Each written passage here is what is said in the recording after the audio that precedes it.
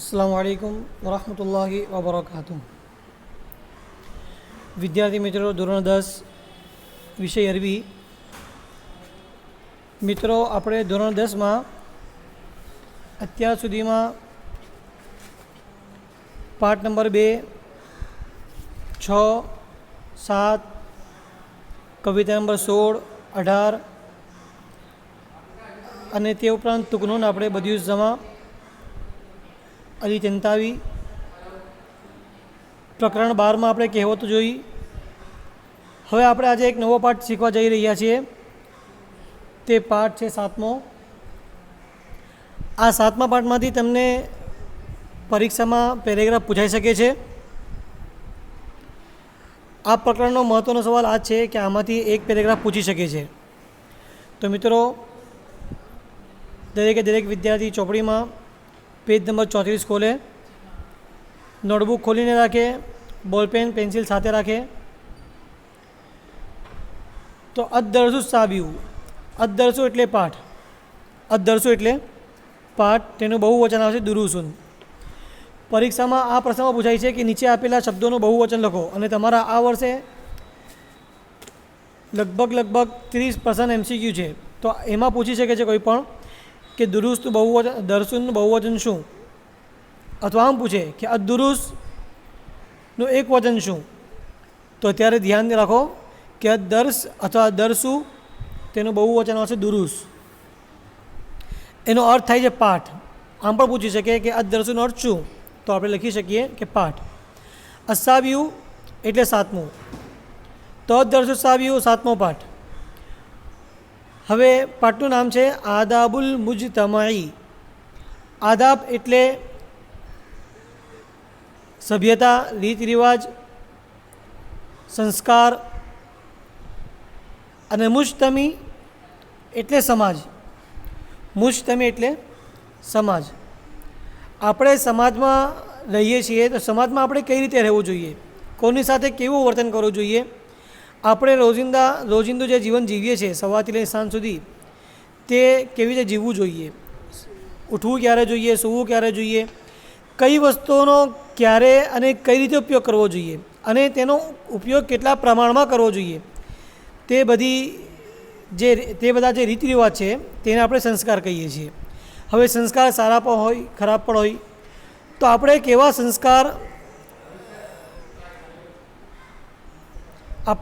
સંસ્કાર પ્રાપ્ત કરવા જોઈએ, અને આપણે કેવી વર્તણૂક કરવી જોઈએ.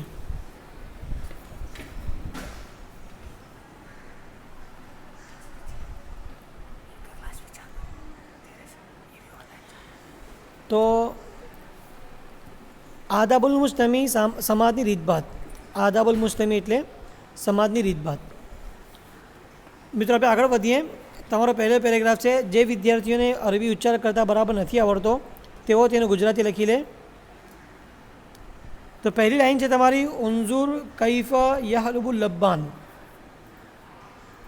જે વિદ્યાર્થીઓ ઉચ્ચાર સાથે નથી કરી શકતા તેઓ તેનું ગુજરાતી લખે. ઉન્ઝુર કૈફ યહલુબુલ લબ્બાન. હવે જો ઉન્ઝુર એટલે તું જો. ઉન્ઝુર એટલે તું જો. કૈફ એટલે કેવું. આપણે કોઈને પૂછી શકીએ, ભાઈ કૈફ હાલુક, તારી તબિયત કેમ છે, તો કૈફ એટલે કેવું. યહલુબુ એટલે દોહવું. હલબ યહલુબુ એટલે દોહવું.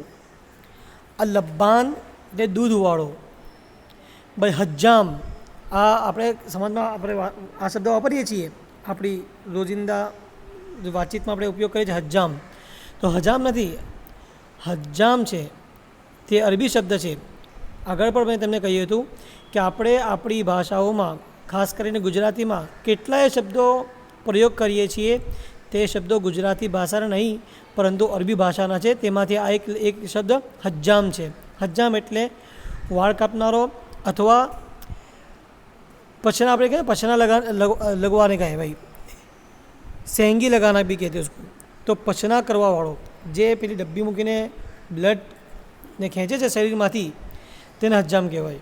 તો તેના તેવું તે જ રીતે લબ્બાન, લબ્બાન એટલે દૂધવાળો. લબ્બાન એટલે દૂધવાળો. MCQમાં આ શબ્દ પણ આવી શકે છે કે દૂધવાળા માટે અરબી શબ્દ શું?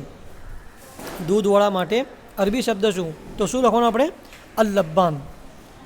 તો હવે ફરીથી ઉન્ઝુર કૈફા યહલુબુલ લબ્બાન.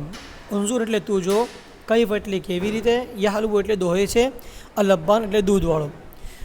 તો હવે બતાવો કોણ વિદ્યાર્થી આખા વાક્યનું ગુજરાતી કરી શકે છે? હા, જુઓ દૂધવાળો કેવી રીતે દૂધ દોહે છે. જુઓ આપણે કર્યું ઉન્ઝુરનું કેવી રીતે માટે કૈફા, યહલુબુ એટલે દોહે છે, અલ-લબ્બાન એટલે દૂધવાળો. તો જુઓ દૂધવાળો કેવી રીતે દૂધ દોહે છે. આગળ વધીએ. પછી છે વાક્ય અલ બકરતુ વાકિફતુન વ ઇજલુહા વરાઅહા. અલ બકરતુ, બકરતુન એટલે ગાય.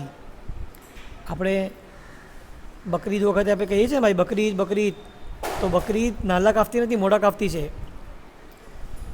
હા, તો બકરતુન એટલે ગાય, વાકિફતુન એટલે ઊભા રહેવું, વાકિફતુન તે ઊભેલો છે. ઇજલુન, આ ઇજલુહા બે શબ્દ છે, એક તો ઇજલુન અને હા ઝમીર. તો ઇજલુન એટલે વાછરડું, ઇજલુન એટલે વાછરડું. આ બધા MCQમાં આવી શકે છે કે ભાઈ બકરતુનનું અરબી શું, ગુજરાતી શું? તો આપણે શું લખવાનું? બકરતુનનું અરબી ગુજરાતી ગાય, અને ઇજલુન એટલે વાછરડું. કુરાન શરીફમાં પણ આ શબ્દનો પ્રયોગ થયો છે 16મા પારામાં. તો ઇજલુન એટલે વાછરડું. તો ઇજલુહા ગાયનું વાછરડું, ઇજલુહા ગાયનું વાછરડું.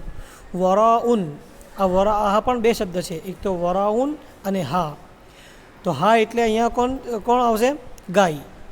તો વરાઆહા ગાયની પાછળ, વરાઉન એટલે પાછળ, અમામ એટલે આગળ. આનાથી પહેલાં આ શબ્દ આવી ગયો છે અમામલ બૈતી. તો અમામ એટલે સામે. ઇમામ સાહેબ મસ્જિદમાં ક્યાં હોય છે? આગળ હોય છે. તો આપણે શું કહીએ છીએ? ઇમામ.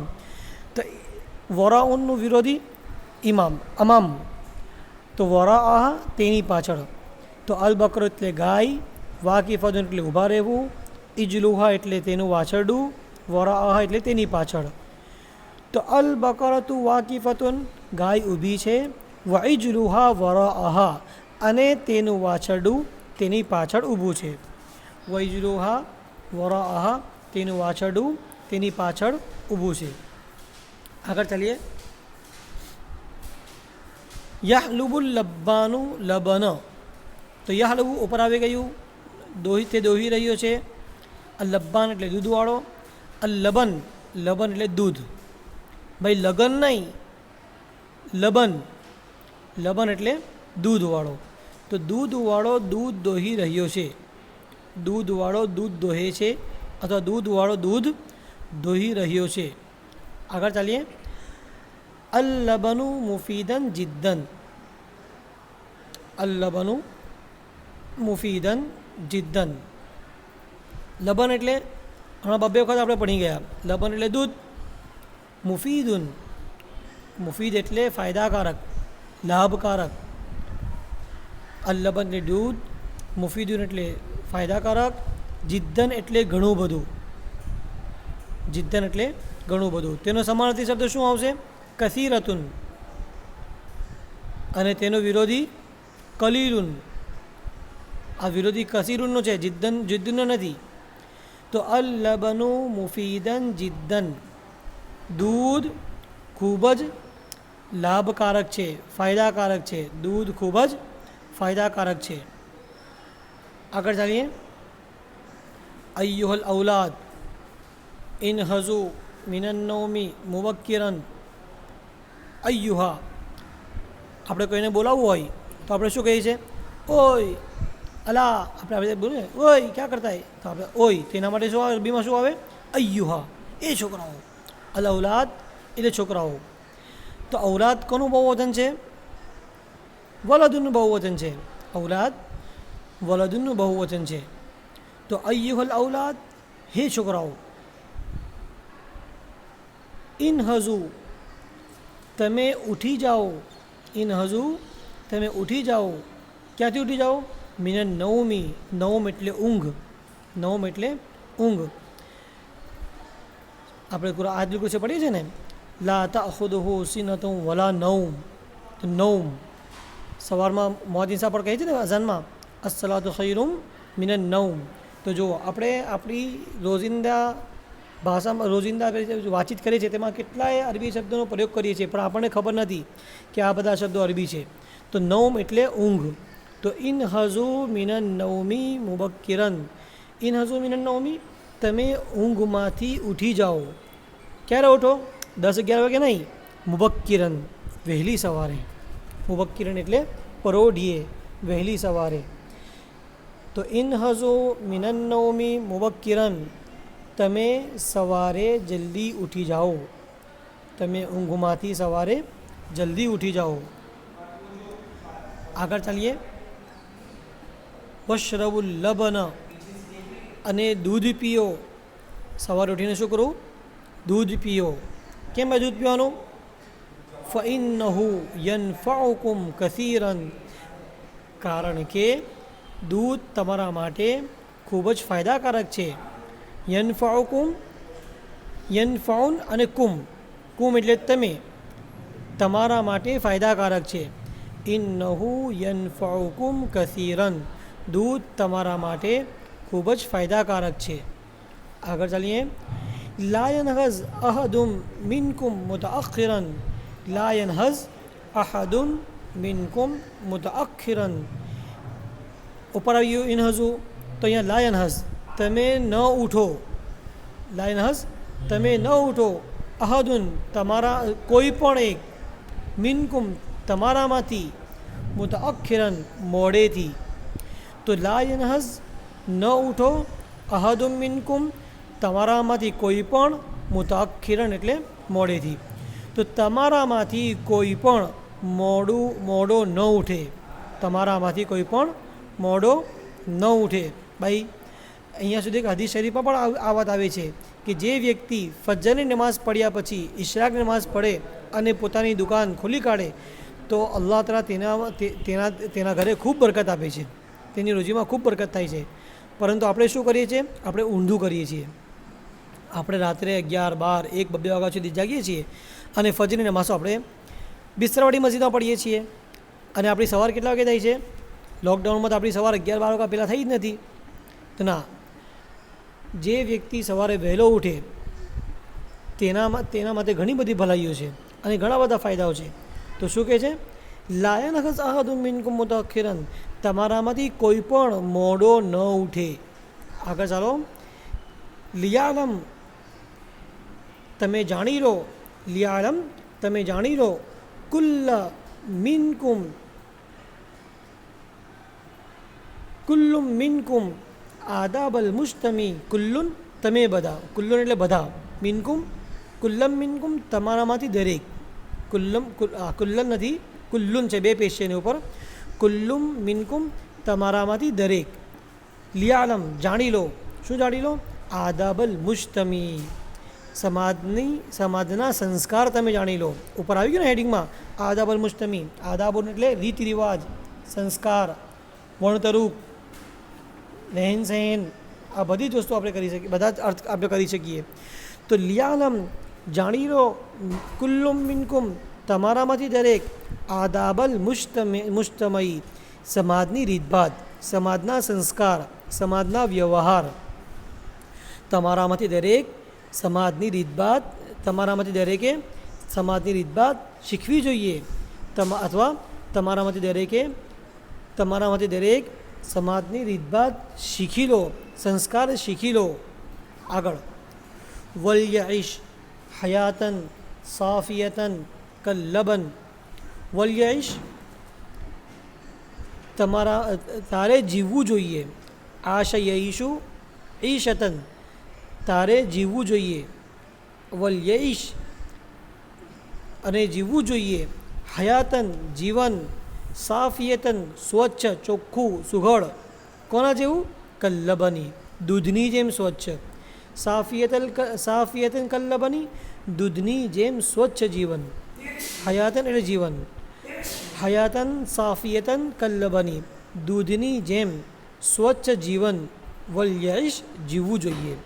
અને દૂધની જેમ સ્વચ્છ ચોખ્ખું જીવન જીવવું જોઈએ. ભાઈ આપણે મમ્મી આપણને મોકલે દૂધ લેવા માટે વાસણ લઈને, અને તે વાસણમાં કોઈ કચરો હોય તો દૂધવાળા દૂધ નાખીએ તેના અંદર નથી નાખતો. અથવા આપણે કોઈ વાસણ ગંદુ લઈ જઈએ અને દૂધ લાવીએ તો દૂધ સારું રહે છે, ફાટી જાય, પછી દર્દી પાસે જવું પડે સીવવા માટે, બરાબર ને? ના, તો જેમ દૂધ સ્વચ્છ અને ચોખ્ખું છે એવું સ્વચ્છ અને ચોખ્ખું જીવન આપણે સમાજમાં જીવવું જોઈએ. આગળ ચાલીએ. વલ્યકુન નશીતન દાઈમન. વલ્યકુન નશીતન દાઈમન. દાઈમન એટલે હંમેશા. દાઈમન એટલે હંમેશા. નશીતન સ્ફૂર્તિમય, ફૂર્તિલા, ચાકો ચોબંદ. વલ્યકુન નશીતન દાઈમન, અને હંમેશા સ્ફૂર્તિમય રહેવું જોઈએ. અને હંમેશા સ્ફૂર્તિમય રહેવું જોઈએ. તો મિત્રો, અહીંયા તમારો એક પેરેગ્રાફ પૂરો થાય છે. દરેક વિદ્યાર્થીને વિનંતી કે આ PDF ફાઇલ પર તમને રવાના કરીશું ઇન્શાલ્લાહ. તો દરેક એ અરબી પણ લખી લે અને તેનું ગુજરાતી ભાષાંતર પણ લખી લે, અને આજની જ તારીખમાં દરેક વિદ્યાર્થી તેને યાદ પણ કરી લે. તો મળીશું ઇન્શાલ્લાહ. અસ્સલામુ અલૈકુમ વરહમતુલ્લાહિ વબરકાતુહ.